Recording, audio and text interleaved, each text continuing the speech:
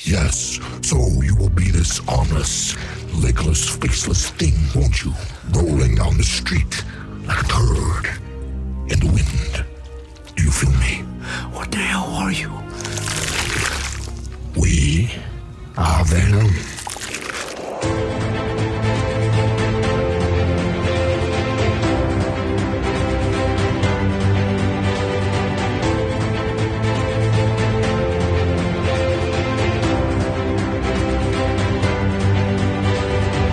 Back to A Stark Contrast, where we discuss the differences and similarities from Marvel Comics to their MCU counterparts. And we are your hosts, Geoffrey and Dai. Hello, everybody. Welcome back. I just gotta say right up front, I just came back from a root canal, and I can't feel half my face. Sick. So, hell yeah. Thank you for joining us on this journey. It's brought to you by codeine and amoxicillin. Oh, that sounds amazing. Those are great sponsors. Here we go. Yeah, so welcome back. We're on episode 13. Episode 13. Lucky 13. Lucky number 13, for sure. As they would say. We're fresh off of the release of Venom, Let There Be Carnage. Yes.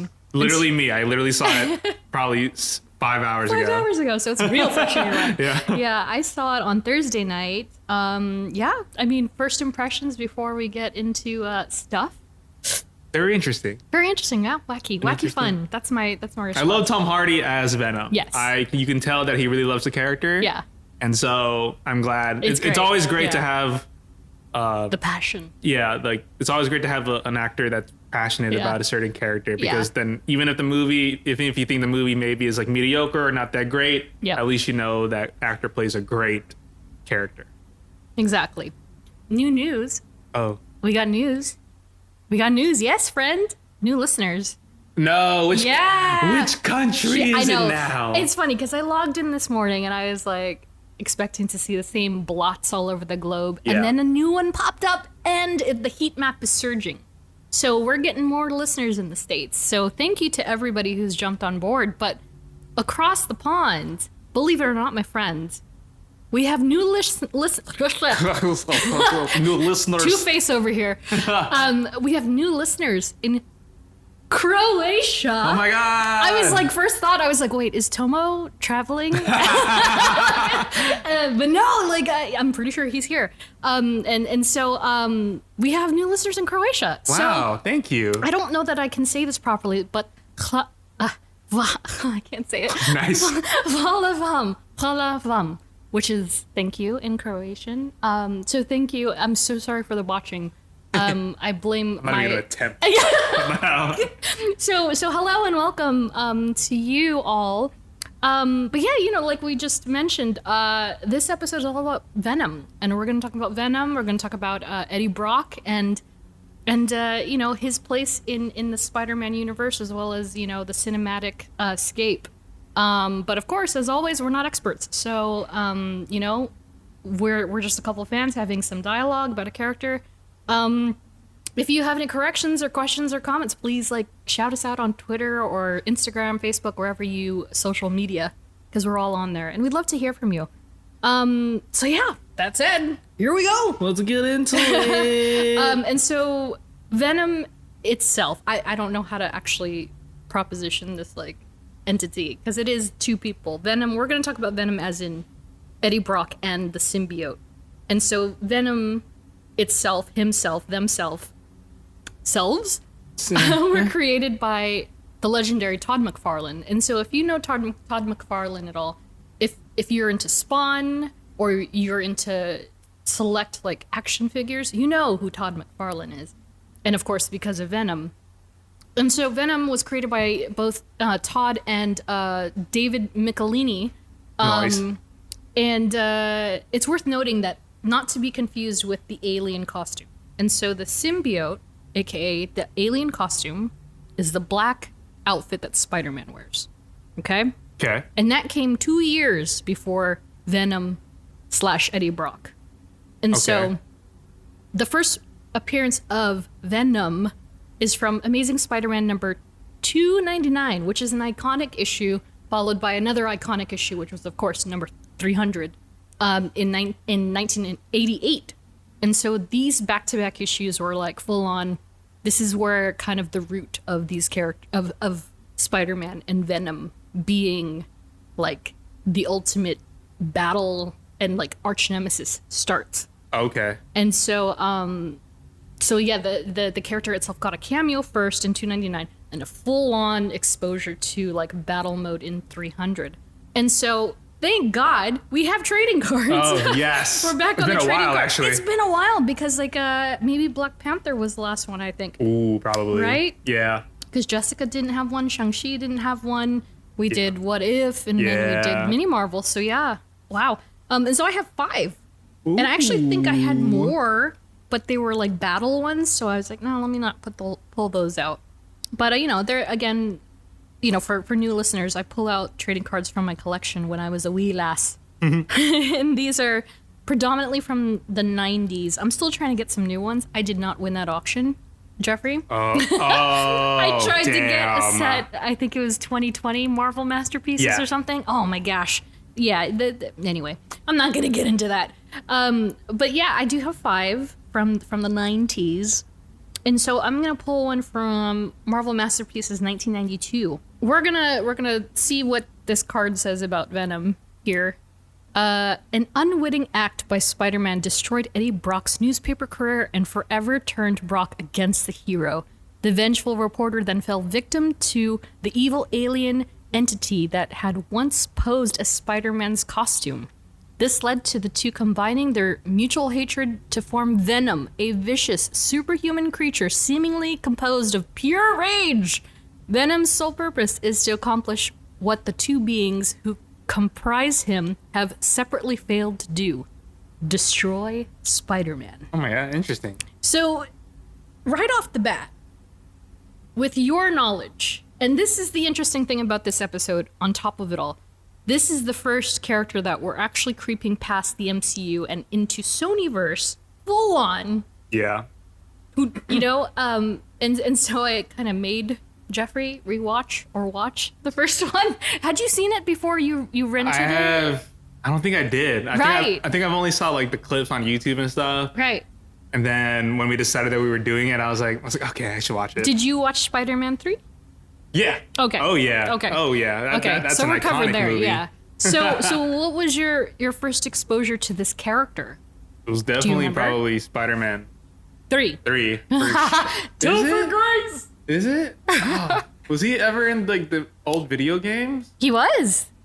Forget. He was in so many. He was in. I want to say he wasn't in X-Men versus Street Fighter. He was in Marvel versus Capcom for sure. One and 2 maybe. Because like the early Spider-Man games that I remember were the Tobey ones.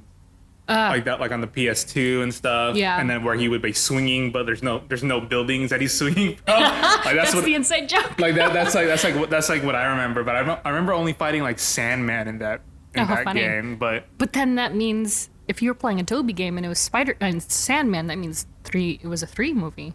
3 game. Sorry. Maybe. So maybe he was around. I don't know. So yeah, but seeing Venom on screen, it definitely had to be Topher Grace's portrayal of it. Oh, that's so crazy. And I mean, I just remember seeing like that movie getting a lot of flack. Spider-Man 3. Can't imagine why. Well, you looking back at it now in retrospect, it's like, I mean, did you see like what Sam Raimi said about like that movie? I think I saw it. It was he was saying he was like after seeing all like the negative stuff that people were writing about Spider-Man 3, he was like, I don't know if I'm ever gonna touch another superhero movie. It kind of drew him away from it. Yeah, but lo and behold, now he's doing Doctor Strange. But if you watch it again, it's like the movie's hilarious, man. It was just like a collection of just like memes. For sure. Yeah. Oh God. Okay, so before we go into the whole Sonyverse sort of avenue, I mean, for me, sheesh. Yeah. He's another one of those characters growing up as a 90s kid that he was always there. I don't remember when the Venom was imbued upon me. I've always viewed Venom as the sole villain of Spider-Man. Oh, is that right? He was like the number one villain. No one else. It's always Spider-Man. So not even Goblin. No. Wow. Yeah. That says a lot, though. That says a lot about your generation, I think. Yeah, like if I think of, you think of Venom, you think of Spider-Man, like, oh, like they go toe to toe. No, it's true. Yeah. It's wholeheartedly true. And so, I think that was me too. I think it may have started with the cartoon series that I talked so fondly about in 1994. And so I have like his voice is very distinct to me based off of that. And also the video games, because he's like very, like, even in what little he speaks in Marvel vs. Capcom, he's just so, like, you could hear the thick New York accent. We are like the way Parker, like, he's got like a sort of guttural, like, punchy, Yeah. But let's rewind a bit and take it back to the black suit origin, sort of. I don't want to dive too deep into this because, like, it's exponentially huge. It's a huge storyline, and one that they've only started to kind of flesh out even more in the last year. But we're gonna take it back to the classic black suit. And so people, when you ask them like, oh, what's your favorite Spider-Man suit? Many will say the black suit. And not the Spider-Man 3 black suit, but like comic books, Spider-Man, Secret Wars, all black. And so the black suit itself was created by Randy Schueller, Roger Stern, Tom DeFalco, Mike Zeck, and Ron Frenz. And so this was, again, like I said, it was a couple years before Venom debuted as a character. And that was in Amazing Spider-Man 252, May 1984. Okay. And so this is all, I was like a literal baby when this all came out. And so I kind of missed the boat as far as like Secret Wars went and kind of like this emergence of these heroes in this scape. And so I went back because the 90s for me belonged to the X-Men. Like it was just X-Men all day for me. Yeah. And so I didn't really read into any of this until much later, but the Venom itself, the symbiote, if you will, it's believed to be part of the 998th generation lineage of symbiotes. And I made a note to myself that when the first Venom film came out and the trailer with Jenny Slate, she iconically and memeified herself by saying symbiotes. Do you remember that? Oh my god! I when I watched it, actually, I was like, oh my god, Jenny Slate's in this movie. I was like, what? Yeah, and it's interesting because I feel like I couldn't tell you if they said it in the animated series. I'm pretty sure they did. They had to have said it at least once. But for someone to then take it 20 years later and then straight up call them symbiotes, it was kind of silly. Yikes! And then they made like a fake cereal called Venom Symbiotes. But no. Yeah, I know. I think Funko did it. It was really funny. I thought it was funny. I like dad jokes. But anyway, the symbiotes themselves were born on this planet called Clintar. Yeah. And so, Venom itself is kind of like the poster child of this planet in the universe. And Clintar, the name Clintar itself, is symbiote for cage. So it's an interesting thought of like, okay, how do we embody this species or this race of aliens whose planet is literally the definition of a cage? Okay. Which kind of lends to their way of clinging on to other things and the struggle for freedom, if you will. But yeah, so Clintar itself is a planet literally comprised of symbiotes. And so, that's interesting. Imagine, if you will, a giant... Oh, is this like a planet of sludge? Like, well, they can take form. Oh, okay, yeah. And we've seen this in all three films that Venom has been in. It kind of has a free-flowing form where it is sludge often, but sometimes it can make the little head, and it's got its white eyes and stuff. And it's an artificial planet located somewhere in space. Okay. And in the comic books, until recently, only one person knew or figured out where this planet was. Do you even want to give a shot of who it might have been? Oh, like the hero who described it? Who figured out where Clintar was? I want to say, for some reason, I want to say Reed Richards. I mean, that's a great thought. It was Thanos, actually. Thanos that makes a lot of sense, yeah, and that's a whole other, that's a whole other story. But the symbiotes were created by what we would call like their god named Null. And Null is a more recent character, just recently introduced. I want to say in the last year and a half, maybe, year and a half at most. And he created the species. I can't wait for your reaction to this. Null created the symbiotes in retaliation of these entities called the Celestials. Oh my God! Wow. Jesus. Yes. So we're expanding here. Geoffrey's just shaking his head. He's shaking his head. So it really makes you think. It makes you think, right? Like, what's happening here? And so the Celestials, for quick recap for those who aren't fully paying attention or need a refresher, Celestials have been introduced in Guardians of the Galaxy films as well as the upcoming Eternals film. And so Null creates these symbiotes. He's like, go forth, my children.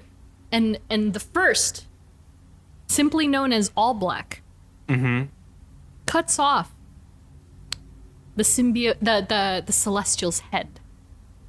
Okay? The symbiote cuts off a Celestial's head, and it begins floating to nowhere. Is that where it goes? To later then be known as the floating entity called Nowhere. And so once again, I swear, like, I feel like I mention Nowhere every 2 episodes. And it's also the name of my Animal Crossing island, but that's another story for another day. I haven't played Animal Crossing for a year. But anyway, yes. Wow. So the very first in the comic books, the very, very first symbiote created by Null was sent to battle the Celestial, beheads the Celestial, and then it becomes Nowhere. Wow. Yeah. Imagine. And so, again, if you want to read that, you gotta go into King and Black. That's like way too perfect of a storyline for like what's happening and like the MC. It's kind of like what I said before in a previous episode where they kind of start.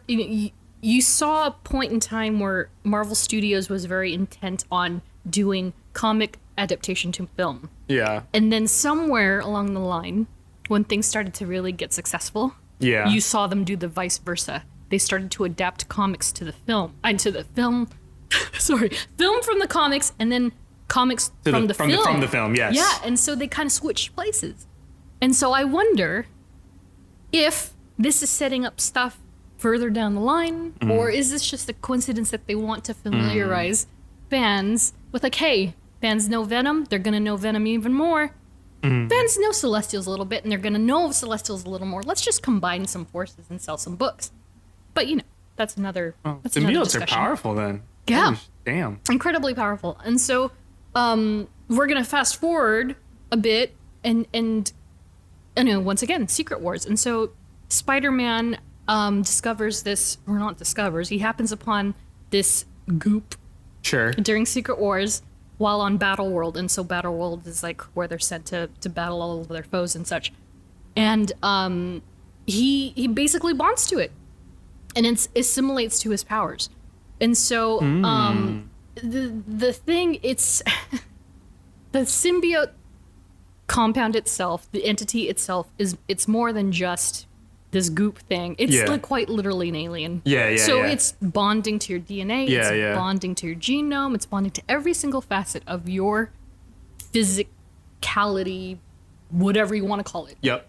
And so it enhances all of that stuff. Okay. And so it's kind of like how they said about Steve Rogers, the super serum like enhanced who he was. The symbiote bonded to Spider-Man and enhanced what Spider-Man was. And so it essentially made him like the craziest version of Spider-Man that we generally ever see in anything, in comics and in the films, and not to dive too deep into Toby land, but yeah, you see it it takes over, it makes them much more powerful, much more like almost invincible in a way. Yeah. And so, like after a bit, Spider-Man is like, oh no, and he does the same thing in the movie. where he's like, oh no, I can't do this. I can't do this. This is bad. It's not me. Yeah. It's not me. And so he completely disengages with it, and so he's like, he abandons it, or they part ways, whatever you want to say, and that's it. It goes to find a new host. And then I wrote a fun fact here. So according to the 1995 miniseries Venom: The Hunger. And I believe they said this in the Carnage film, if not the first film also. But the symbiotes, like I mentioned, they feed off of this. Oh, I didn't mention this yet, but they feed off of the chemical called, here we go, can we say it? Phenethylamine. Hey. Nice. That's good. Yeah, we did it. Okay. That was good. I can't do it again. I'm not going to try. Which is only available in brains and chocolate. Oh my God! Wow. Yeah, and so, oh my God. And so I did a little research to kind of like dive into this a bit, because it is quite literally a line from the movie where it's like, it's only available in brains and chocolate. And this explains a lot about Venom, or the symbiote at least. And so phenylethylamine itself is an organic compound, natural monoamine alkaloid, and trace amine, which acts as a central nervous system stimulant in humans. This just became like a science show. Just now? I'm failing. I gotta do more. No, but like legit. Like, so it's kind of like it sparks in the brain, receptors and such, blah, blah, blah.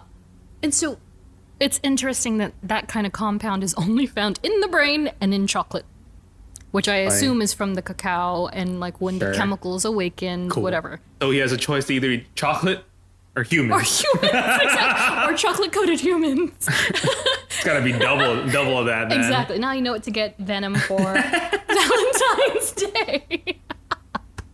How much do you hate me right now?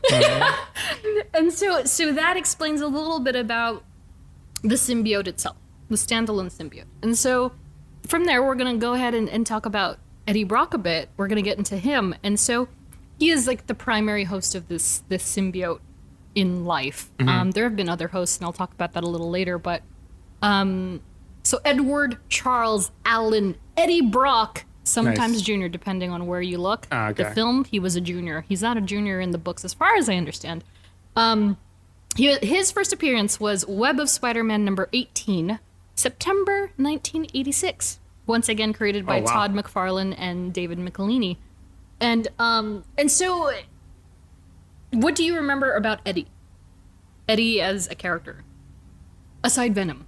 What do you remember about Eddie? Oh, he was, well, at least in Tobyland? Anywhere. Oh, well, in Tobyland is my only reference. So I just know that he just hated, he just wanted to be better than Peter. Than Peter, right. So he wanted to be the better journalist. I want to get the recognition. Mm-hmm. And he just never made it on top. That's pretty accurate. Honestly, it's pretty accurate because, like, in the books, the competitor to the Daily Bugle is the Daily Globe. And so Eddie essentially wrote for the Daily Globe, but he was, like, in charge of, like, the trash section. Sure. The back pages. Yeah, the back pages. Yeah. The stories that people don't really pay attention to. And so he had, like, as you mentioned, he's just kind of, like, trying to be the best and trying to be number one. And so the Sin Eater murders, and so somebody was, going by the moniker Sin Eater and just killing people.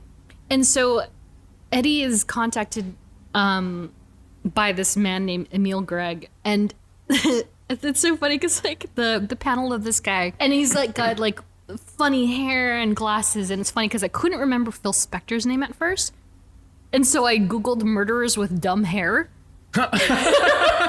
And you'd be surprised how many came up. Oh my god, I'm so sorry.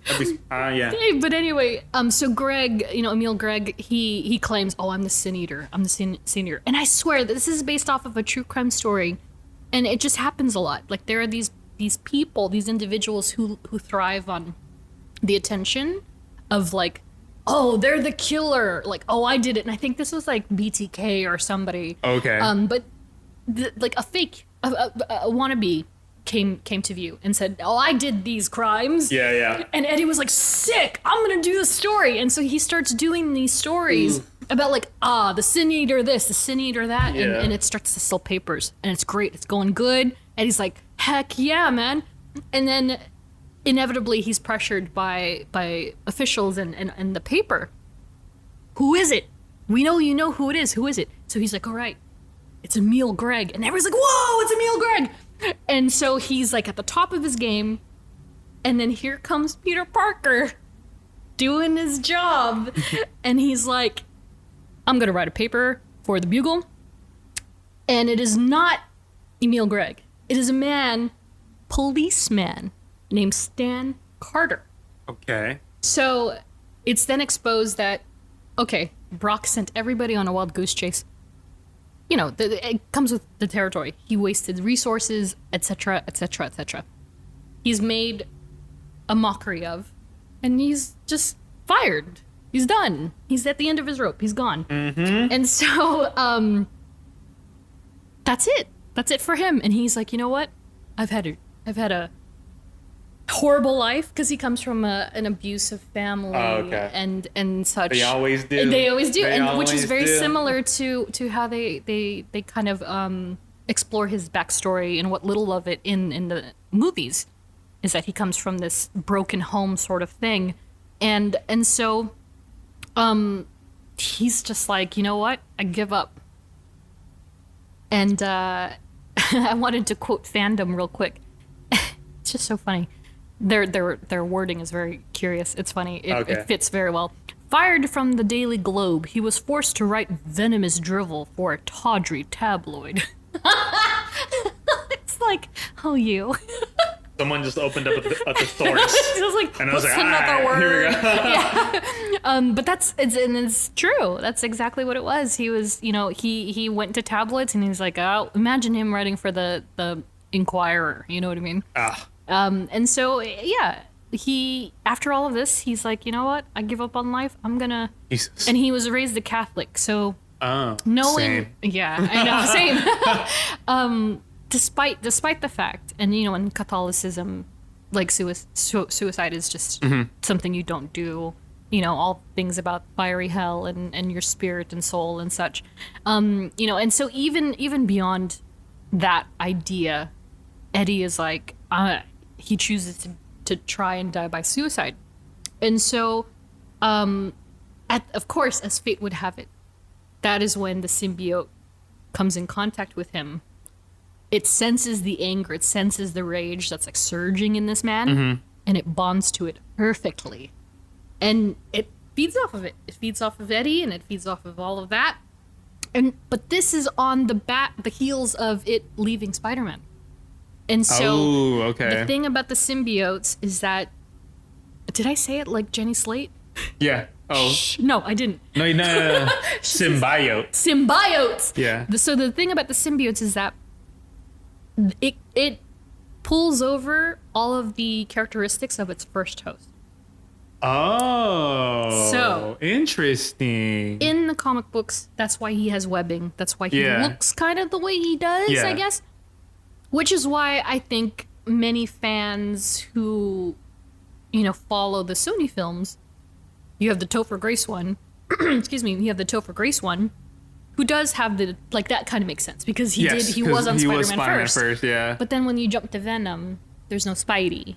It's just straight up. Yeah. So that was like a kind of like a huge criticism at the time. Oh, okay. Of like, how can you, and I said this in the mini Marvel, like, how can you have a Craven film without Spider-Man? And it was kind of the same idea, like, okay, Spider-Man 3 was one thing, but to then have a standalone Venom movie with no Spider-Man, and it's not taking place at, immediately after Spider-Man 3? Yeah. How can you do that? Because the symbiote does not have the characteristics of Spider-Man. Yeah. So he can't whip, he can't do all of that stuff. Yeah. He's just this thing, so they kind of had to reintroduce that version of the character, which is like, cool, all right, cool. Yeah. And so, in the comic books, he bonds to this thing so severely that they become sort of like I guess you could call him a villain. And that bloodlust, the hunger that takes over Brock, like we see it do to Peter Parker. Yeah.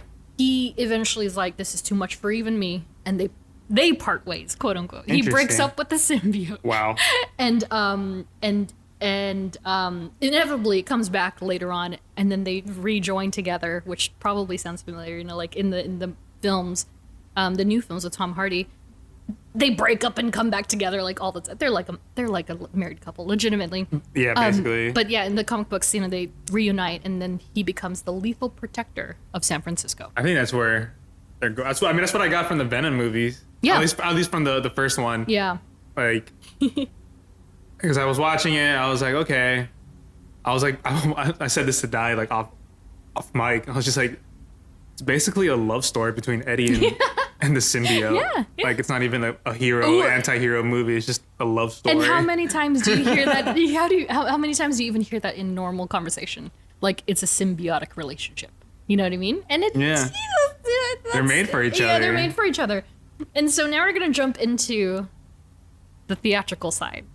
And so our first introduction to Eddie Brock and Venom was, of course, Spider-Man 3 in 2007. Oh yeah, the GOAT. The GOAT of the trilogy. Portrayed by Topher Grace, who to this day has no idea why he was hired, which is kind of funny. Like, he says it all the time. He's like, I have no idea how I got that job. Of course, directed by Sam Raimi, screenplay story by Sam Raimi, Ivan Raimi, who is his brother. So he really does work with his brothers all over the place, because Ted Raimi is in every film. And Alvin Sargent. And then, of course, the new thing is the newly renamed Sony's Spider-Man universe, which I believe only includes Venom forward. As of right now? Yes. Morbius. Oh, that's true. Soon. That's fitting. #soon. And so he's portrayed by Tom Hardy, as everyone knows, directed by Ruben Fletcher, screenplay and story by Jeff Pinkner, Scott Rosenberg, and Kelly Marcel. And then, so the first Venom itself came out in 2018. Do you remember where you were when you first saw that trailer? 2018? Yeah. So 2018. So that's after.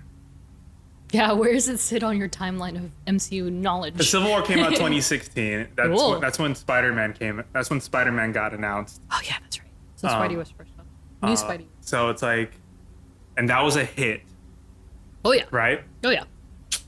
And then. Yeah, we were in the office. Yeah, and then Spider-Man movie, first one, Homecoming, right? Mm-hmm. That came out 2017, if I'm not mistaken. Let's see. I think. I'm not. Spider-Man Homecoming 2017. Look at you! Oh my god! Sony saw the success of that. They were like, oh my god. Cha-ching! Yeah, they were like, oh my god, Tom Holland is killing it. Yeah. As Spider-Man. Yep. But he is technically MCU. Yes. So it's like, what can we do that, can at least combat that? This is like what I'm assuming they're thinking. That they just saw the success of the MCU Spider. They're like, we need to think of something. We need to capitalize on this. And they're like, well, his biggest villain ever is Venom. But we can't have them in the same movie together. But screw it. Let's do it. They really took a chance because, like I just said, like the suit itself is like reliant on that. Like a big part of that suit's history is the fact that he was bonded to Spider-Man first. And so for them to really take that leap and just like go in, because they don't have anything else. They can't announce anything else. It's kind of wild that they were able to accomplish it. And so my first pop quiz for you. All right. Are you ready? Okay. Between the two films featuring Eddie Brock, and so I'm talking Spider-Man 3 and Venom 1. Which had the larger global gross? Oh, damn it. I didn't pay attention to numbers in 2007. Plot twist. God. Just base it off of your assumptions. First Venom. I feel like the first Venom, it did well because people really wanted to see another on-screen Venom. Mm-hmm. But then after it came out, it just was like, what the fuck is this? Oh my gosh. Which is unfortunate. But then you come off Sam Raimi trilogy. Spider-Man 2 was a freaking hit. Right. Everyone loves Spider-Man 2. Yeah. Spider-Man 1 is obviously one of the like top, but Spider-Man 2. Oh yeah. Spider-Man 2 is was really good. So when you announce Spider-Man 3, you're like, oh, okay, this is good. Yep. But then Spider-Man 3 came out and people were like, Yeah. I mean, I loved it because, Yeah. We got Junior Gobby. We got, Gobby Jr. you got Sandman. You got. I mean, I gotta say, like, I think we said this in another episode, but like Sandman was like chef's kiss, honestly. He was great. Thomas Hayden Church was incredible. His backstory also made me care about. That's why. That's why I thought it was like it wasn't that bad because you care about this character. Yeah. And then Topher Grace is just asshole. That's all it is. But it doesn't matter because you see him fight Venom. Yeah. And you get like an original Venom, like he's the symbiote touches Spider-Man first, and then Eddie Brock. Yeah. I want to say, I want to bank on Sam Raimi. Yeah. Yeah. Okay. I want to bank just because I'm going, and I'm just like I'm basing it off like hype now during that time because it's like especially after Spider-Man 2. Spider-Man 2 came out 2004. People were like what's the next one? Like you need a third one for the end of the trilogy. So then, and at that time, like superhero movies were like there was only a handful of them that were like new line. Okay. Yeah, exactly. So the Sam Raimi trilogy was definitely people were like waiting for. And of course, by then he had established two hits. Yeah, let's go for a third.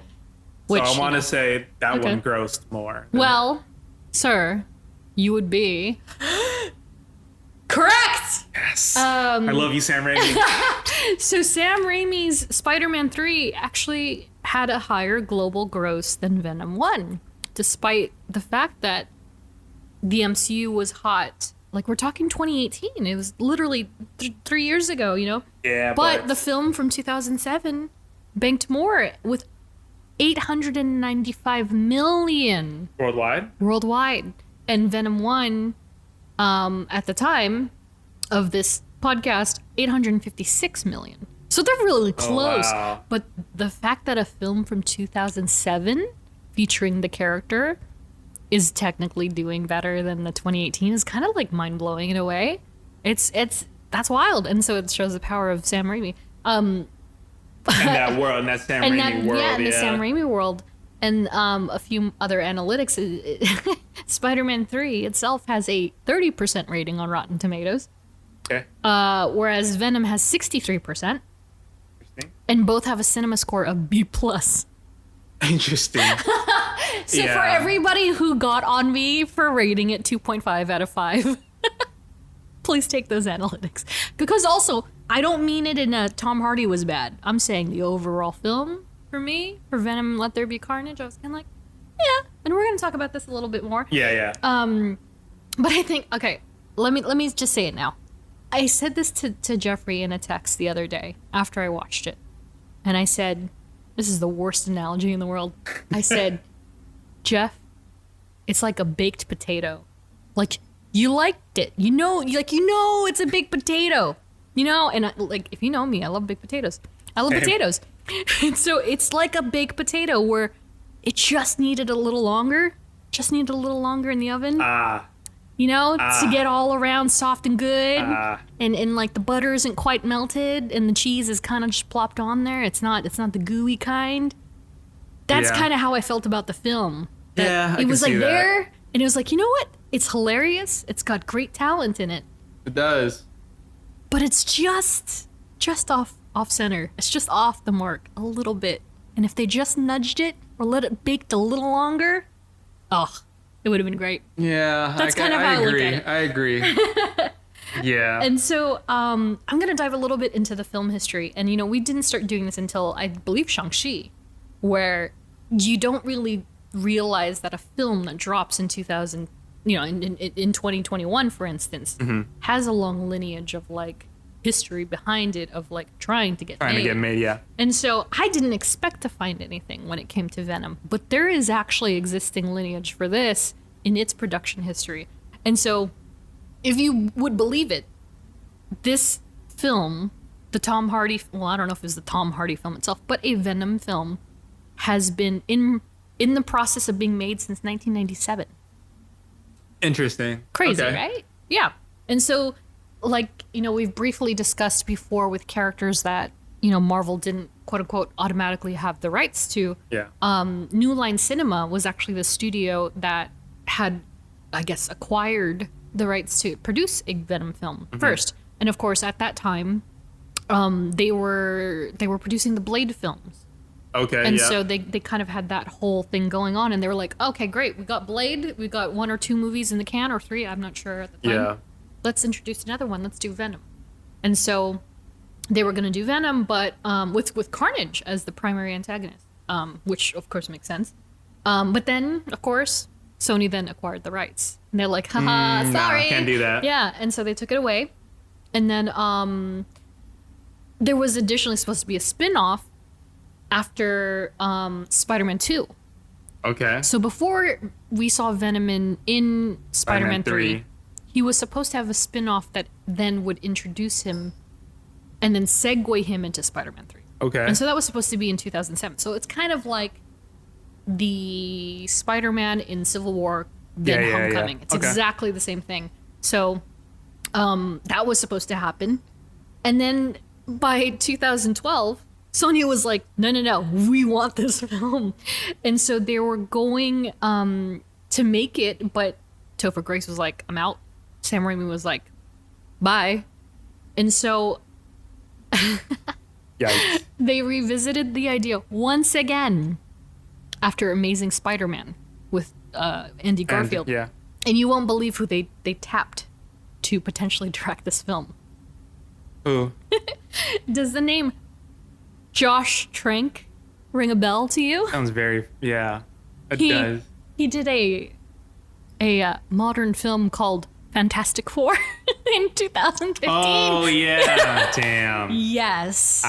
So that almost happened. And so they actually tapped Josh Trank to potentially come in. Can you imagine a Josh Trank Venom film? Wait, you haven't seen Fantastic Four. There's a reason. There's a reason I haven't. And yet, I have. I can't bring myself to watch it. It's on Disney Plus. I was like, I always like, nah. Yeah, no. And you know what? As somebody who loves the original 2, I watched it. Okay, I watched it. Honestly, as a film on its own, sure, it's not a bad film. Sure. But you try to make that into it. You try to convince me that's a Fantastic Four film.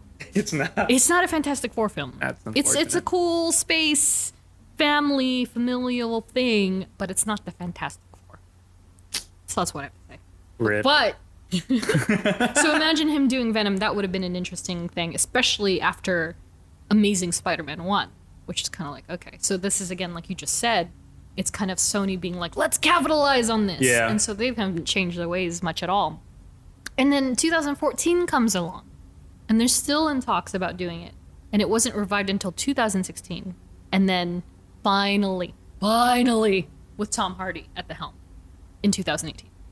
So he's at a journey. Did they approach Tom Hardy about doing Venom? And the interesting thing is, and I found this is crazy. And so, not to jump ahead too much, but in the old infamous 2014 or whatever hack of Sony, it was uncovered that before Amazing Spider-Man 2 had actually been in production, they had casted or were in talks with Emma Stone to be Gwen Stacy, Tom Hardy as Sandman.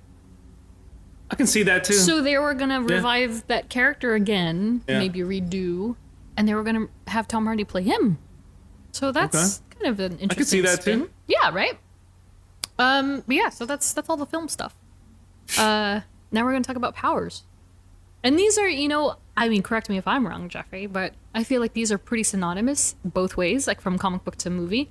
But like I previously mentioned, alone the symbiote It augments the host's physical abilities to superhuman, standards manifesting from its human host, like Spider-Man.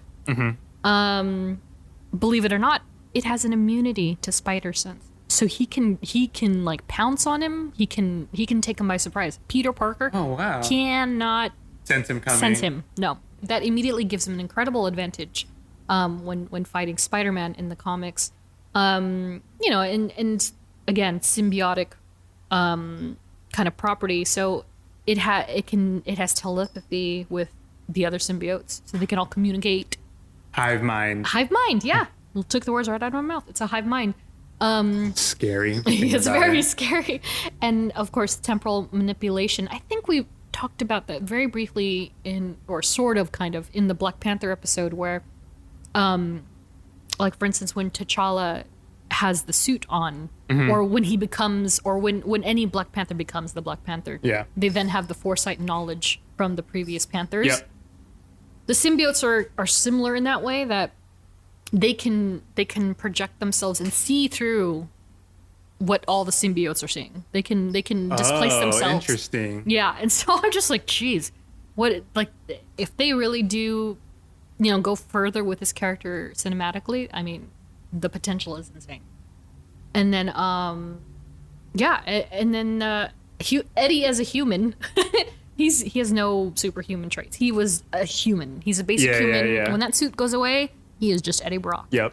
Investigator. But yeah, he's he's commended on his investigation abilities. He's a pretty fair sleuth. And then after having the symbiote, he gets a little sharper. He becomes more of a huntsman, more of a marksman, if you will. But it's all thanks to the suit. And then I have another pop quiz for you. All right. So this is a little comic book bound.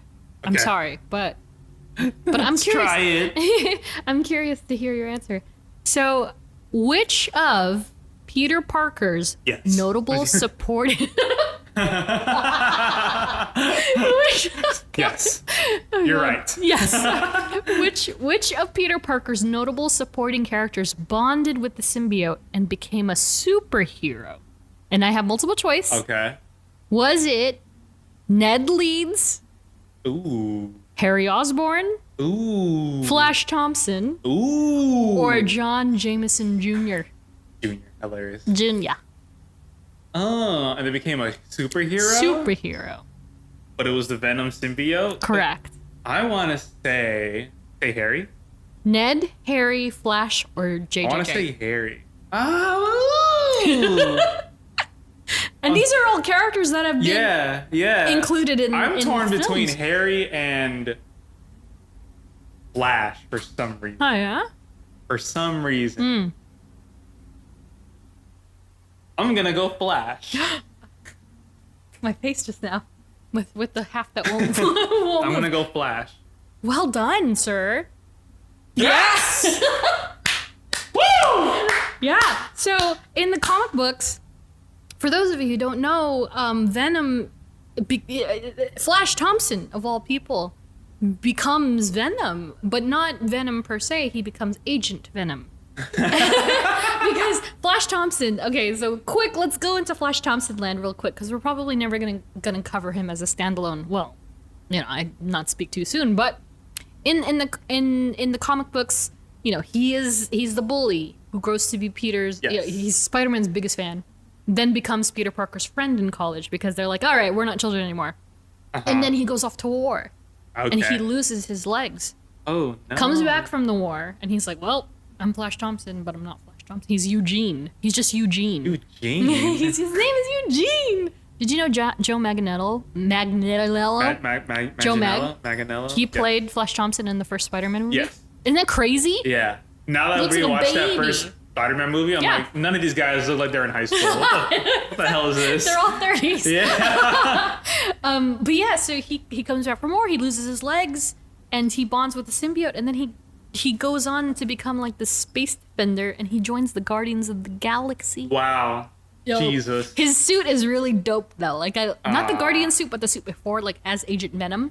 His suit is awesome. I think it's That's like just hilarious. It's kind of weird at first glance because it's like a tactical version of Venom. Because he has like the chest thing and the shoulder pads and. But it's cool. You're gonna show me this. It's cool. It's cool. Yeah, no. And so the correct answer is Flash Thompson. Hell yeah. And speaking of hosts, we're gonna go down this quick line of people in the comic books who have took on the symbiote. The Venom symbiote. So of course Peter Parker, Eddie Brock, Scorpion. That's Mac Gargan. Okay. Freya, Yeah. Flash Thompson, Lee Price, Talcar, and Malekith. Wow. Yeah. Jesus. So if who of course is portrayed by Christopher Eccleston in Thor: Dark World. He's the Dark Elf for those of you who don't know. So imagine that guy with the symbiote. That's interesting. That's an Very interesting. Yeah. And so those are some interesting hosts for ya. And so from there we're gonna talk about the Familia a little bit. Like I mentioned, you don't really see it. I think cinematically they mention it a bit that he comes from a broken family and such. Yeah. But we're not gonna talk too much about the parents. But he does have a son in the comic books, and his name is Dylan. So he's Dylan Brock, and this is a strange one because Dylan Brock is Eddie's son with Anne, who we know. In the film is portrayed by Michelle Williams. And I don't know if you know this. Do you know this bizarre story about Jack Nicholson by chance, about his family? No, I don't. And so essentially, long story short, Jack Nicholson's mother had him during an era and at a young age that when she brought the baby home, her parents took care of him. Okay. And he was raised thinking his mother was his sister. Thinking his mother was his sister. Oh my gosh. And so that exactly. And so that is a very interesting facet of Eddie's family because Anne, while she bonded with the symbiote, which we see in the first Venom film, somehow she got pregnant when the symbiote bonded to her specific genome. She came back pregnant, had the baby, gave it to Eddie's dad, and then Eddie's dad raised Eddie and his son like brothers. Jesus Christ. As an older brother. Yeah, and so this is crazy. And this is this nuance alone, this characteristic of Eddie Brock's backstory. If the rest of it didn't convince you, he's a much darker rooted character. Yeah, 100%. And it's just so nuts because you have all these components. It's more than just the cartoon version where he's like, I want to eat Spider-Man, and more than M&Ms and and so it's I can understand why they didn't kind of bring this they didn't focus on. Yeah, that's dark. It's very, very dark. Very messed up. Yeah. And so, that's kind of like the very interesting family factoid for you. But of course, with the symbiote, like we mentioned, it has its own children. Many, many points during the books. The faces, everything. It just has babies. Yeah. It just does like a viral thing where it just spawns. And it's very like aliens, I guess, that's true. They're asexual, just, created out of nothing. And so some notable ones are, of course, Sleeper, Scream, Toxin, who Toxin makes me want to vomit every time I see him, and Anti-Venom. And Anti-Venom, in particular, was an interesting twist because Martin Lee, do you remember who Martin Lee is? Mr. Negative? Yeah, Mr. Negative. He's from the first Sony Spider-Man game. And so he infused himself with the remnants of the symbiote and created Anti-Venom. So you start to see that if this thing comes in contact with some property that is abnormal, something happens. Something always happens. And so that's Anti-Venom. We haven't seen Anti-Venom yet. I almost thought that when I watched the first Venom film, I thought that that whole thing was Anti-Venom, but it was actually Riot, who we're going to talk about really quickly. Riot was born of a seed from Venom, Okay. With the Life Foundation, and I feel like this is a lot of what they pulled the Venom film from, because the host was Trevor Cole, and then in the first Venom film, its host was Carlton Drake, portrayed by Riz Ahmed. Yes. And it's like described as a body hopper, so it like goes from host to host to host until it finds one that it's like, okay, cool, I'm gonna stay here. It took forever to get to, I know, it was kind of nuts. This one is traveling far. Yeah, it was not so cuckoo.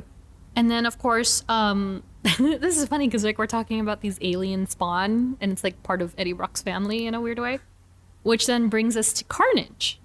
And so Carnage is we're briefly introduced to him, not even him, to Cletus Cassidy at the end of Venom 1. And so Carnage in the book is gigantic. If you're a child of the 90s like I am, you probably saw the Sega Genesis or Nintendo game poster where it just had this like fiery looking symbiote like launching forward. And I think they used it for I think it was Maximum Carnage, the game. Oh, okay. And so like Carnage and Venom, like for me, aside X-Men, are such a thing of the 90s to me. Like it's 90s embedded in my head. You know what I mean? And so Carnage is the literal spawn of the symbiote itself. And it's more powerful than its parent. So interesting. Yeah. So, no spoilers, of course, but viewers will see in Venom Let There Be Carnage how Carnage comes to be and how powerful it really is. And in the comic books, so Venom, Eddie was in jail, Venom came to rescue him, so to rebond or whatever.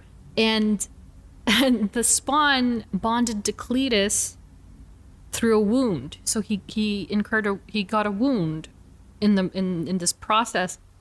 And so once again, the symbiote is bonding with something and creating something new. Oh, okay. And so I guess the easy way of saying it is that the symbiote, despite it being black, having bonded with like straight up blood and a wound, made it red. Oh, okay. So that's how you kind of differentiate those two symbiotes. And of course, Cletus Cassidy in the movies is portrayed by Woody Harrelson in both films, and Vegas Jeff wanted to comment that he absolutely loves his hair. So there's that.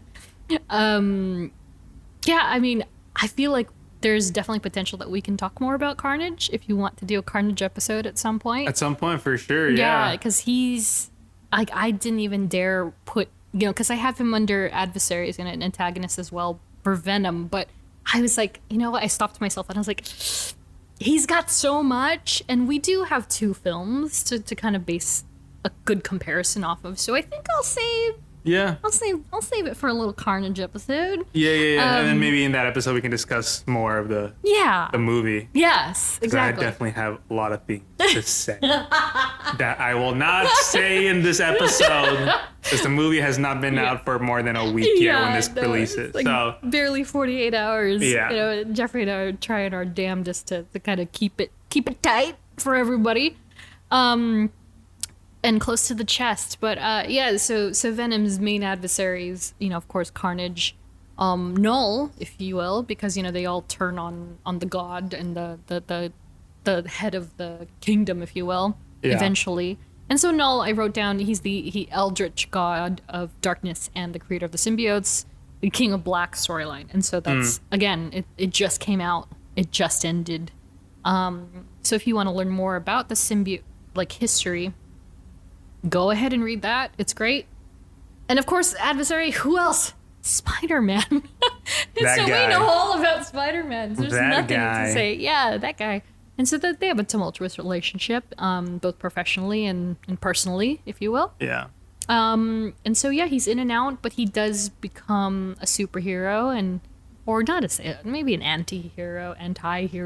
I've always seen Venom as a anti-hero. Yeah, he's maybe. Kind of you really see that too in these two Venom movies too. Yeah. It's like a good guy doing bad things. Yeah, I guess. But he thinks he's doing the right thing. Yeah.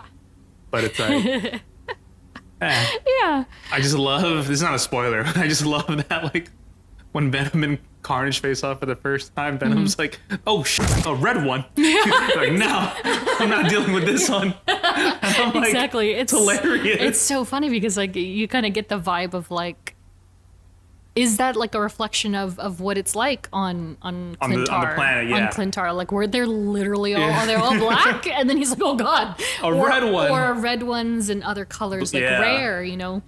And so from that we're gonna hop on over to love interests. It's very interesting. Yeah, and so there's not. It's gonna be a little dark. So sorry. And so some quick mentions. Beck Underwood, a Skrull. He was kind of like entangled with a Skrull named M. Lands for a bit in the 90s.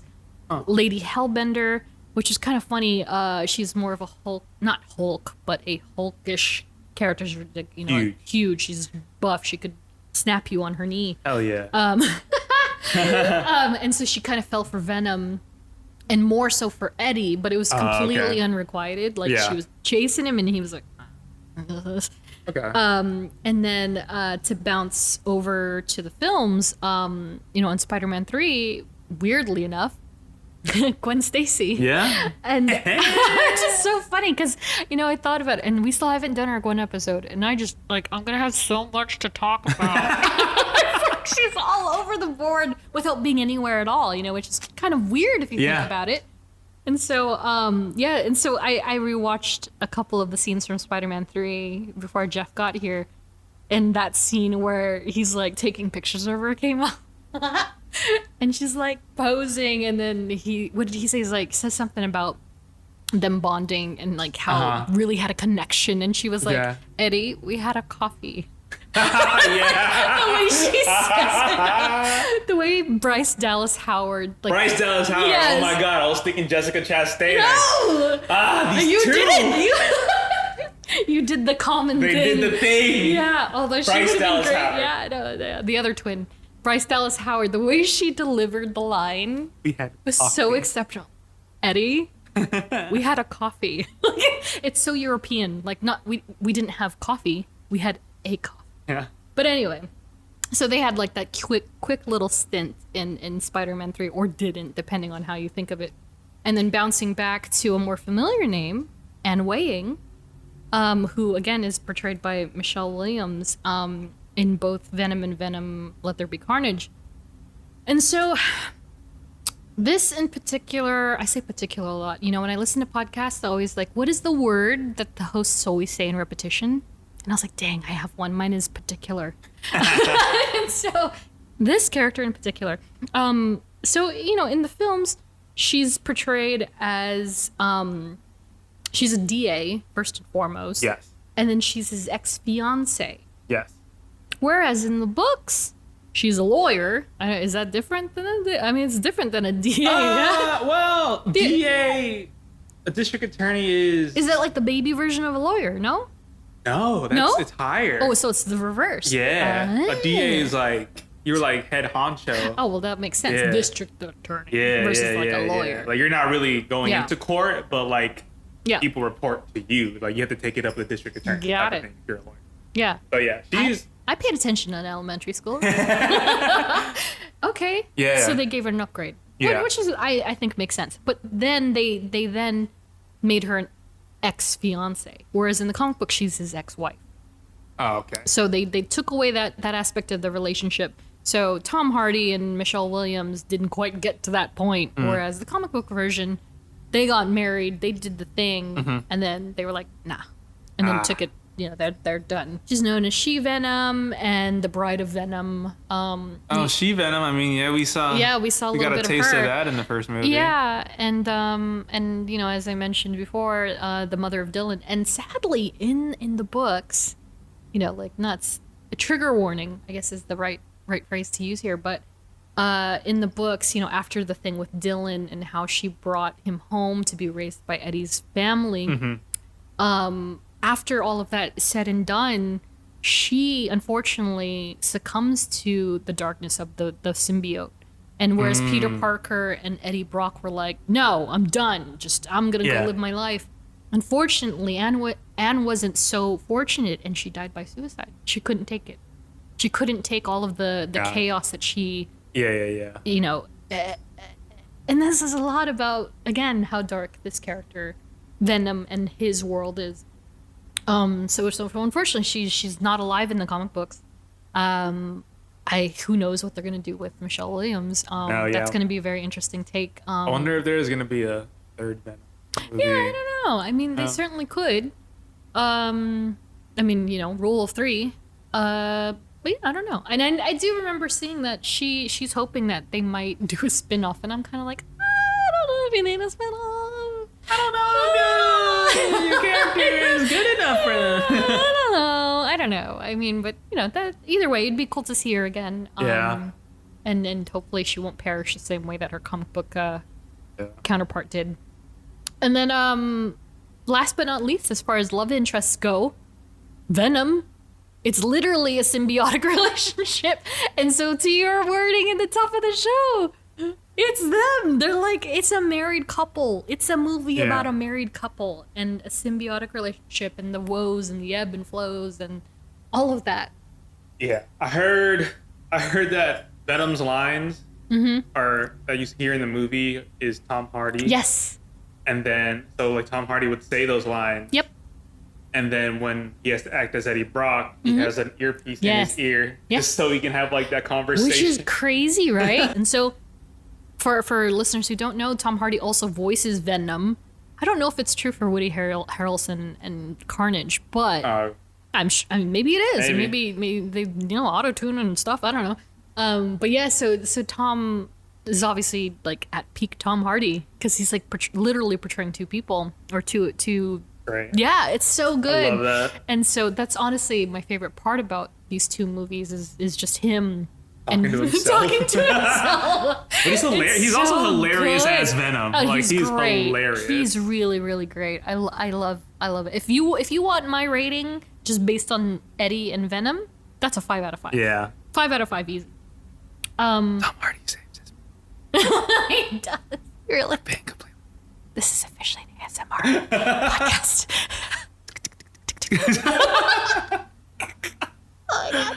But yeah, Tom Hardy as Venom is probably the best decision Sony has made in a long time. Yeah, aside Tom Holland, I would say. Yeah.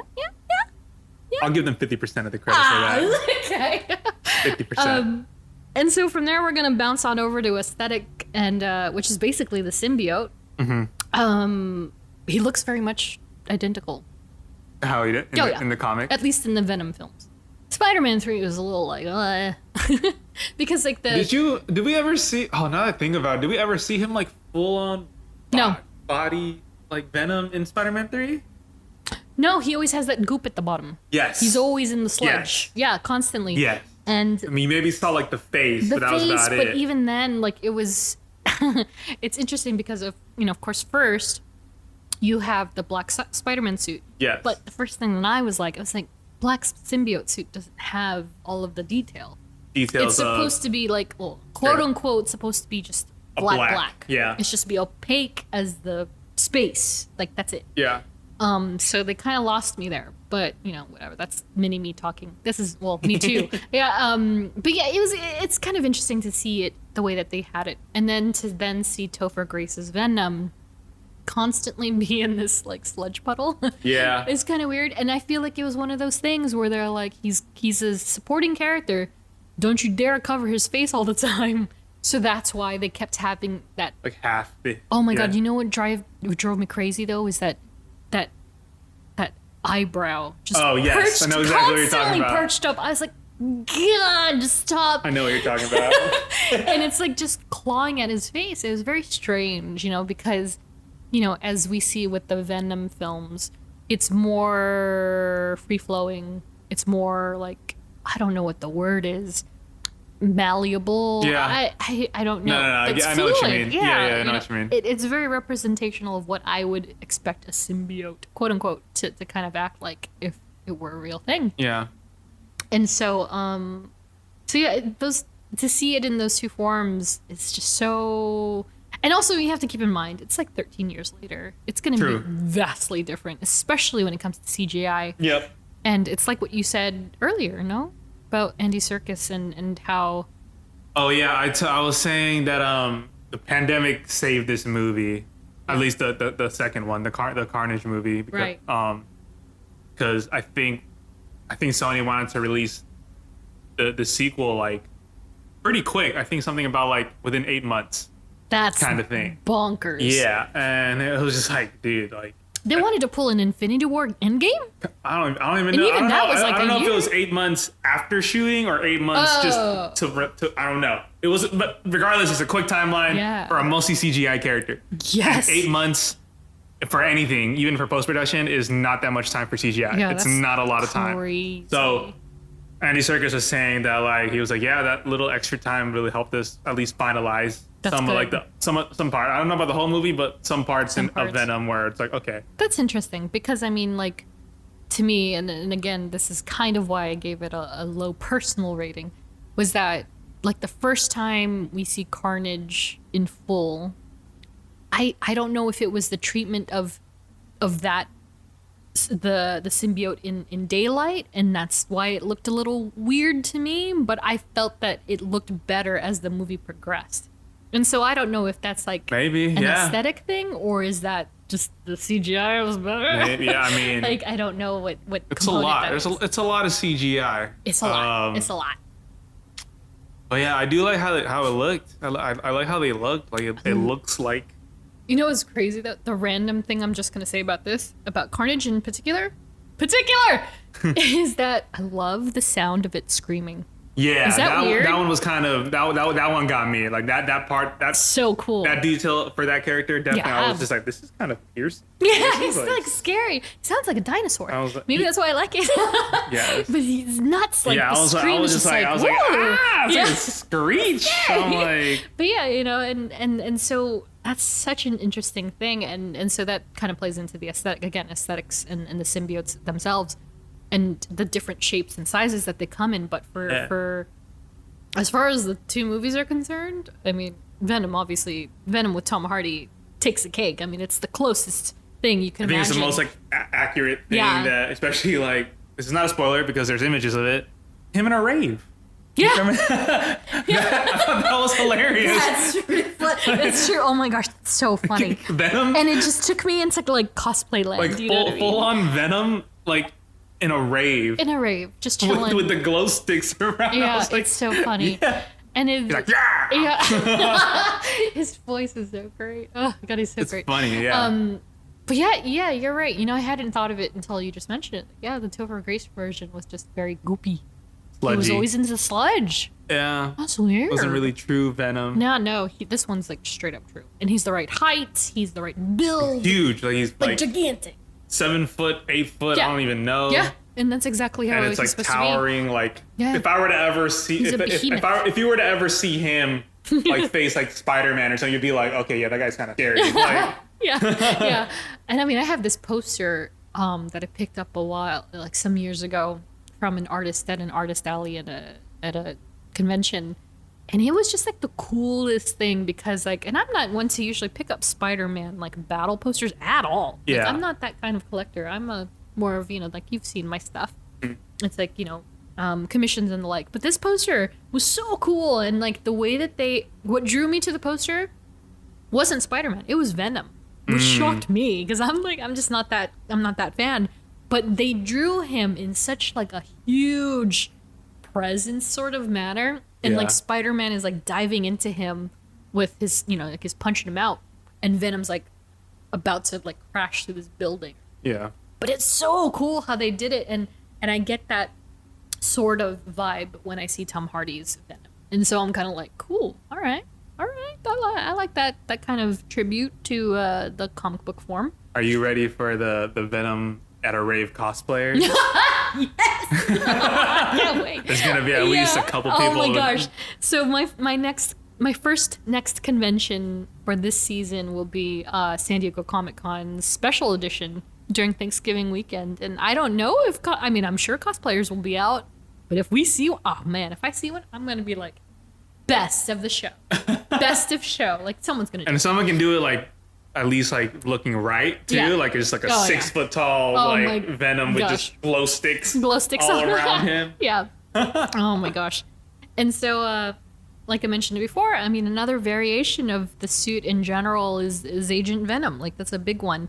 And it's very tactical, maybe I should pull it up right now so you can see Agent Venom. And of course, you know, like, I didn't mention them under the hosts, but among its very, very, very, very, very, very, very many hosts, like 2 or 3 of the Guardians of the Galaxy have taken on the symbiote in the comic books. Ooh. And so imagine, if you will, my friend, Rocket Raccoon symbiote. Oh my god. So it looks like Rocket, symbiote on top of him.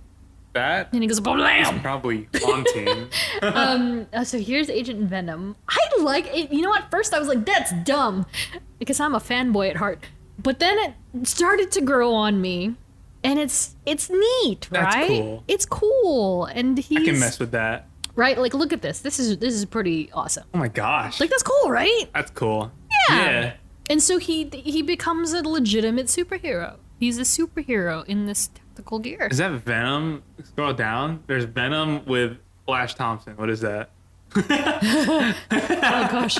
Oh, that's weird. Imagine. Oh, he wants to be. Oh, he wants to be. He wants to be. Okay, so Tony Revolori from the new Spider-Man films apparently has expressed interest in being Agent Venom. I mean, is the world ready for that? Just hilarious. That's kind of wild. I mean, we'll see. This whole talk, dude. These whole talks of just like kind of going off tangent a little bit. Yeah.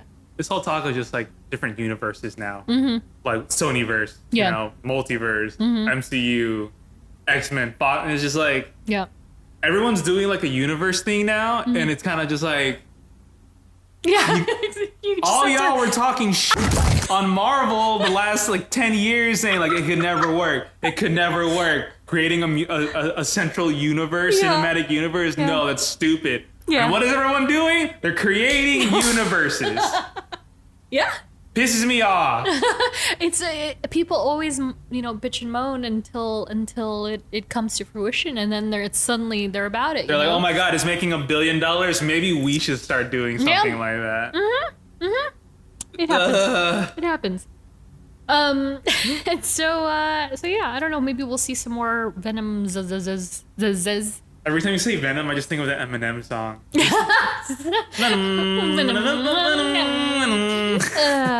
So good. I mean, I would like to. When you know, you will know. Yeah, I would like to. Like, Tom Hardy's like, you know, after seeing these last 2 movies, he's an amazing Eddie Brock. Yeah. Oh, he's great. So it's like... Couldn't ask for better, honestly. Yeah. I couldn't ask for better. Yeah. I had games on here, but I don't know that we need to talk about games. We just talked about games a little bit. But I digress. He's coming. In Sony's Spider-Man 2. He's coming. He's gonna be in that game. So sometime, quote unquote, sometime in 2023. Is that when they said they were gonna release it? That's apparently when they're gonna release it. That's why I'm like, I hope I have a PS5 by then. Can I get a PS5 in 2 years? I don't know, maybe. Hope so. We'll see. Jesus, yeah, man. It's crazy. I'm looking forward to that. So that's gonna be an interesting take, because there are some theories that I will not discuss here, but there's some theories on who is under that suit, who was the host of that Venom. And who's to say? Because, you know, Sony's Spider-Man game universe is also another universe. Mary Jane. I mean, she's voiced by Laura Bailey, who is tremendous in the voiceover community. Yeah. She was also, Abby in The Last of Us. Me talking about The Last of Us at random again. Nice. And she was actually also the very first no, sorry, that was Ellie. Just kidding. She's also portrayed, I believe, Gwen Stacy in another video game though, but she's great. That'd be funny if she was. But you know, Venom's gonna go after Mary Jane, so that something's gonna happen. I love how they released Miles Morales game first before the sequel to that. Oh, first. It's perfect. So now it's like, oh, okay. Yeah, now it's Miles Morales and Peter Parker. Yeah. And not to segue, but I believe they said there is no co-op, right?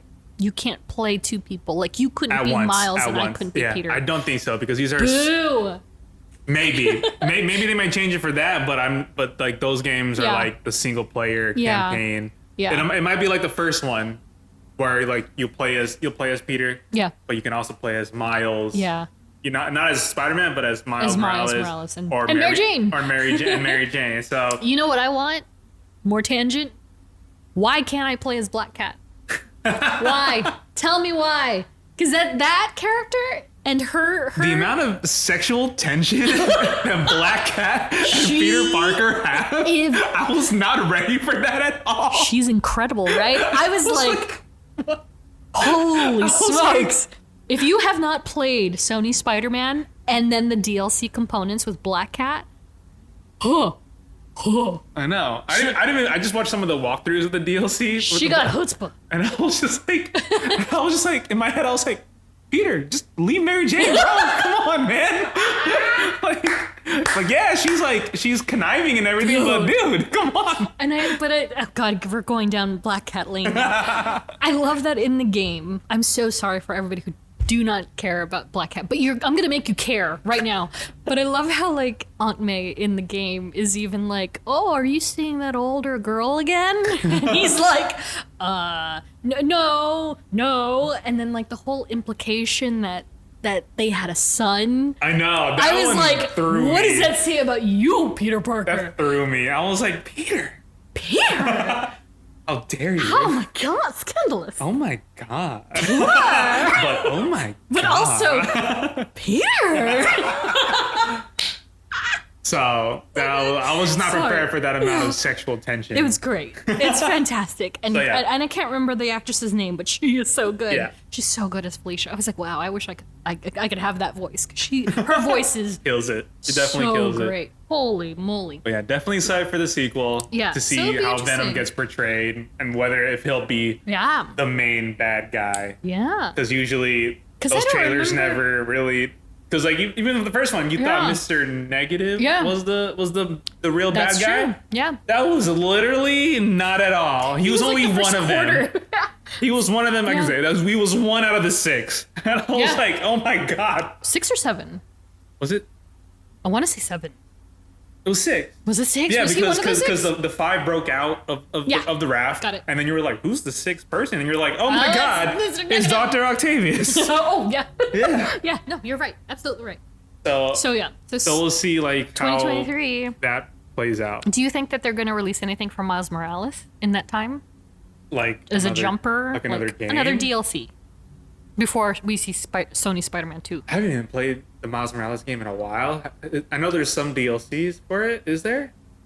For the Miles Morales game? I don't know. I don't know. Think about it. I haven't really kept up with it. I don't remember. But I don't think so. I don't think so Which either. I think people were like kind of upset about. But it's also because anymore, more PS5 talk. That's why. Yeah. But so we'll see. And also, we're about to get Activision's Guardians of the Galaxy, which I pre-ordered. So I'm gonna have that in a couple of weeks. And then Spider-Man's getting added into the Avengers. Oh wow, I said that very terribly. This is not all by coincidence. Like this is no, and we've talked about this before. It's like with the books and how they Doctor Strange is dying in the book. He's dead in the book. Wow, what comes out in February? Oh, is it Doctor Strange 2? Wanda kills Doctor Strange. I'm calling it. And then Wanda died in the books, and you're like, what's happening? No, it's. This is all anything planned. Can happen at this point. We're Charlie Day. I'm just ready for pain. Let's go. I love pain. It's like the Marie Kondo meme, but instead of mess, she says pain. Just pain.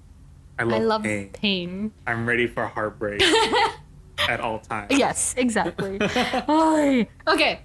Favorite part of the show? Almost was. I don't know if it's a favorite. There's so many favorites. I have many favorits. Quizzes are probably number 1. I'm always very curious when we get to this part of the show. It's fun. And so, shockingly enough, I did not find much whatsoever. Okay. But we have two on the rumored list that were kind of like, I assume that they tested. Interesting choices. Because it kind of put, again, you take Topher Grace. Yeah. And you put him in a pool with Tom Hardy. You're like, they have nothing in common. One had frosted tips. The other one is just an awesome Englishman. Is he not? And so the two actors on the rumored list. You ready for this? Yes. Liam Hemsworth. Okay. Baby Hemsworth, baby Thor was up for Venom. And we're talking Venom 2018. We're talking Tom Hardy. Okay. And so Liam Hemsworth tested for Eddie Brock. Or was rumored to be Eddie Brock. And Armie Hammer Interesting. Who is now apparently a cannibal. I was like, what? I was like, oh. I know, I didn't realize it until I just So those two are apparently the rumored. And then again, back to the old Sony hack of 2014. While the leaks of Emma Stone as Gwen Stacy and the potential of Tom Hardy as Sandman came out, one candidate who was apparently, like, they were gonna lock it down with him, Channing Tatum. Interesting. Yeah. Very interesting. Right? And so I'm almost like, okay. But think about this timeline. I don't remember what year it was because I blocked it out of my mind. But when he got announced as Gambit. Yeah. I wonder if they were like, so Fox wants to give you Gambit. Sony wants to give you Venom. Which one do you want to be? And he was like, I'm going to choose Gambit. Gambit. And then did not get either one. I know. Poor guy. Shucks. Well, he got Zoe Kravitz, so there's that. Very true. He won. It's fine. And you know, I meant to send this to you before we were recorded today because I desperately need you to watch it. But I had to mention, beyond all of that, because those were all the only candidates, by the way. But beyond all of that, there was this 2013 independent short film called Truth and Journalism. Okay. And anytime people are like, oh, Venom, they mentioned Venom in some capacity, I'm like, have you seen Truth and Journalism? And it's this film by Joe Lynch, and he has what he calls and has dubbed himself the bootleg verse. Speaking of multiverse. So he made these bootleg films. Okay. And one of them happens to be with Eddie Brock and Carnage. What am I saying? Eddie Brock and Venom. And it was starring Ryan Kwanten. Okay. Do you know that name at all? No, I don't think I do. So Ryan Kwanten is the fabulous actor who portrayed Jason Stackhouse on True Blood. Okay. And so he's basically Anna Paquin's brother. And so he portrayed this character. He portrayed Eddie Brock, but set in the 80s. Like, it's almost like a noir film because it's black and white. Yeah. And honestly, I think the budget was like, I don't know. It wasn't like a film. It's an independent film, so it couldn't have been more than 5 figures, I think. Sure. And he was able to make this incredible, in my eyes, this incredible like 8 or 13-minute piece that just like covers all of these like crazy Easter eggs from the comic books. Okay. And I think he did it very well. Like the Venom suit itself, like it's a person in a suit. It's kind of like kitschy, but I just think it's so cool. I would love for you to watch it. And then he also did like a Punisher film with what's his name? Tom Jane. Okay. Who was I believe the second Punisher? Second. Okay. I'm gonna say second. Anyway, 2004 film. He was great. He did a bootleg verse with the actual Punisher actor. Wow. After he had done the film. Interesting. And that is called Dirty Laundry. Okay. It's fantastic. I don't think there's much dialogue in it at all, and it takes place in a laundromat. Punisher in a laundromat with a gang of like miscreants. Yeah. Mobsters. Trying to kill him. Yeah. Chef's kiss. Works on. So good. It's so good. And so, I mean, like, unfortunately, Truth and Journalism has been pulled from YouTube for various reasons, but I'm going to link the Vimeo because it's still on Joe Lynch's like Vimeo account. So I'm going to put that in the show notes if you'd like to watch it. And I highly recommend it because it's a fun take on the character and it kind of gives you a feel for like a noir 80s Eddie Brock played by Ryan Kwanten. And it's funny enough because this was the same year that, like, I don't know what season of True Blood it was, maybe 5 or 6. I used to love True Blood. And I went to Comic-Con that year. I got up at 5 o'clock in the morning to see if I could maybe get a raffle to meet the cast. Yeah. I got it. I freaking got it. And I got it. And so I got to meet them, and one by one, and my meeting them was after the panel for the Venom thing. So I watched the Truth and Journalism at Comic-Con, presented by Joe Lynch himself, and Ryan Kwanten was there. And then I got to meet Ryan after the thing. And so when everyone else was talking to him about, oh, I love Jason Statham, because he's like a hottie. He was a hottie on the show. Always shirtless, always pretty much naked. You know, he's that character. And so my nerdy ass runs up, and I'm like, hi, Ryan Quanten. So about truth in journalism. And he was like elated to talk about it. Hell he yeah. Was so, he's like, oh yeah, you liked it? You went to the panel, eh? Yeah, it was a great film. Like, and he was like so like taking the fact that I actually genuinely enjoyed it. And so I'd like forever have that like embedded in my mind, because he was like not only like the sweetest ever, but he really like he loves comic books. I don't think people realize he loves it because he's so off the radar. And so I would love to see him in a film one day. As who? I don't know. Because he was, I mean, not to go into DC land, but he was kind of my first choice for Aquaman. Ooh. Yeah. But, you know, we have Jason Momoa, so that's cool. Works out. But yeah, so please check out Truth in Journalism, linked in the show notes. How about one last pop quiz? Oh. This one's a fun one. I'm 2 for 2 right now. Okay. This is a very strange one, just in that it's so left field. But, so in the comic books, there is a particular item that the Brockmen choose to not put on hot dogs. They just don't, they will not put this condiment. Your face is so brilliant. I wish we could live stream sometimes just because it's so good. So, what condiment? He hates me so much right now. Which condiment does not have a place on hot dogs with the Brockmen?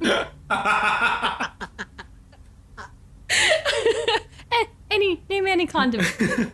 What is, if Eddie Brock is walking down and he's getting a hot dog in Midtown, and he stops at the cart and he's like, yo, Al, give me one of those dogs. But without. I want this, and that, but don't you dare put the. But hold the. Hold the. What is the hold? Die. Yo, the people have spoken. They love the quizzes, and this is like sensational. I can hear everybody at home like yelling in their car, like commuting, like, it's this. I know it. I want to say like. Okay, well, let me start with this. What do you not like on your hot dogs? Oh, relish. Yeah, see, everybody's got a thing. Yeah. I'm one who's like, I'll take mayo and ketchup. Not ketchup. Mayo and mustard. A lot of people hate mustard. Why? That's what I'm trying to figure out. And people are like, please, no mustard. And I'm like, why? Well, there's deli mustard and there's yellow mustard. There's Dijon and Grey Poupon. Yeah, but I also know people. I have some friends who deathly hate ketchup. Really? Yeah. Why? Some I even know who are afraid of ketchup. Okay, afraid isn't that's like those Jerry, was it Jerry Springer or Maury shows where they would bring pickles out and torture people? Yes. Wow. Yeah. That's a phobia. And there's like it's a close friend of mine because, too. A close friend of mine. Because I mean, I will say he hates ketchup. I'm one of those people who is very picky about particular versions of things. And so I like onion rings, for instance. I don't like animal style. I don't like onions on my hot dogs. I like pasta sauce. I know a lot of people who hate onions.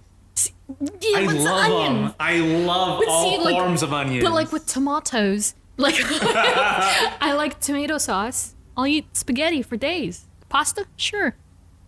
I don't like tomatoes. Can I reassure myself? Like, can I reassure myself and like on the record? What? I love guacamole.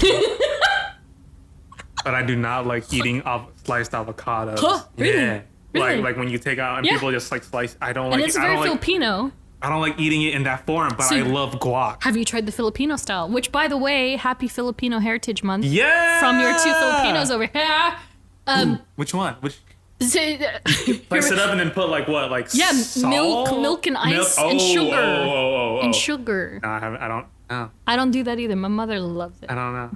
But But whereas I like avocado in some capacity, did not like guacamole until a year ago. Okay, interesting. Palate. Yeah.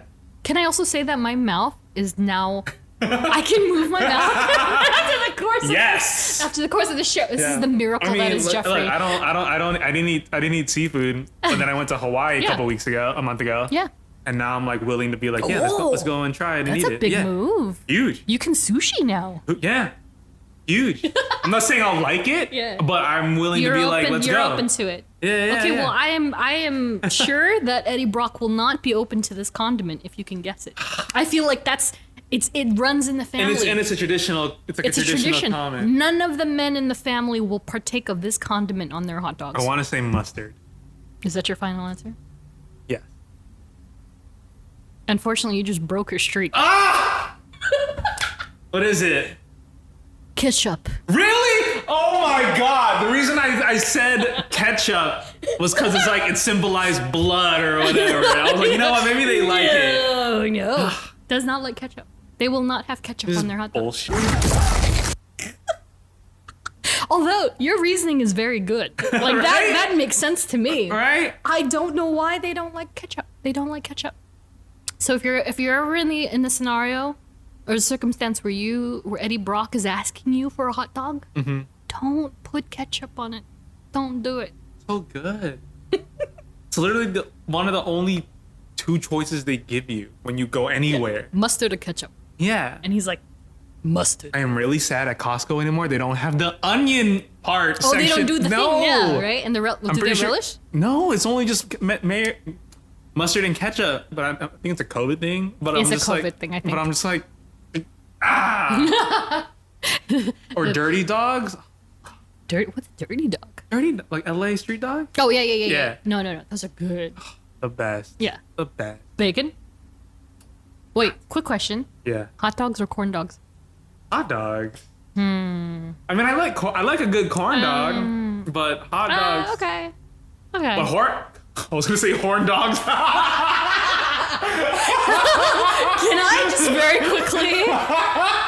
Can I just say, like, when we do Daredevil, like they call him Hornhead. And I don't know. I feel like that's something like Felicia Hardy would do, but horn dogs. I was gonna say with hot dogs, it's pretty. I mean, this is coming from me, personal opinion. They're versatile. Yeah. A corn dog, it's a hot dog in a batter, and like that's pretty much it. You can just put whatever sauces on top, whatever it is. But then with a hot dog. But have you tried a Korean corn dog? And now we're gonna bring like this is now we're gonna bring like this is a hot dog podcast now. Now we're gonna bring cuisines into this. No. Like now we're gonna bring like like Korean. When we talk about Spider-Gwen, her favorite food is corn dogs.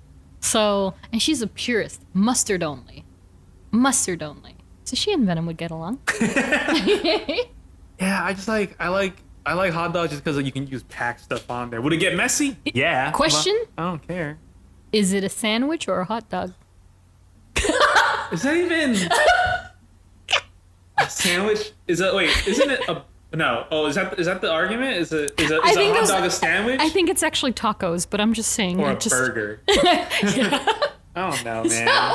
Wait. Some suggested reading for Venom, but you did well. You did well, by the way. Ketchup is unsuspecting. Right? Yeah, it is Eddie Brock. Eddie Brock. Come on, man. Come on, Eddie. Come on.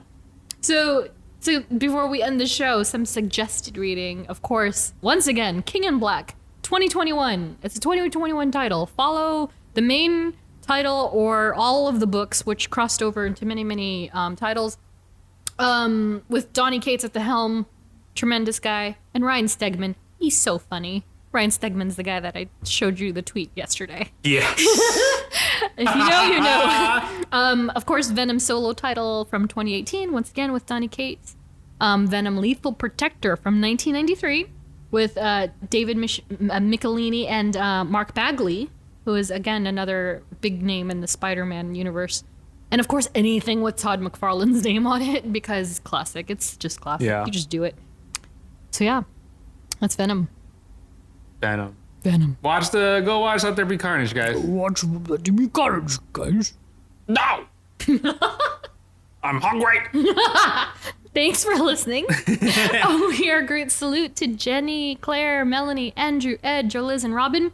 Once again, like I've mentioned this on our Patreon and in a couple of these episodes, but we have an awesome freebie coming that's like celebrating our first 10 episodes, and I haven't had time to like finish it, but it's coming and it's gonna be available to everybody on the $3 tier and up. Woo. So if you're not a Patreon yet and you'd like to become one and support the show or my root canal today, feel free to join. And then follow us on social at STRKCNTRST. If you search a stark contrast, it comes up. And if you like what you hear, hit that like button or subscribe. Tell your friends. Just tell your friends. Share and care. Share it. Yeah. Follow us. That's it. Thank you. Thank you. We'll see you guys in the next one. Bye. Bye. Buddy, I'm the only person that took you in when your friends kicked you off the planet Mingmong because you are a reject. You are a pariah. Lethal protection, my ass. You couldn't protect anything. You are useless. You can get a job down here cleaning toilets. I'm sorry. I don't know what came over me. Please let me fix it. How about it? So I can bring it again.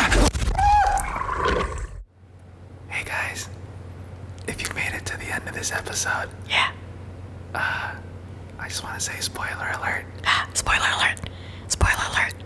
Thank you for making it to the very, very end of this episode. Crazy. And we just want to reward you guys with a spoiler alert. Spoiler. Tom Hardy's Venom's in the MCU. Oh my god. Oh my god. Yes. Yes. Venom!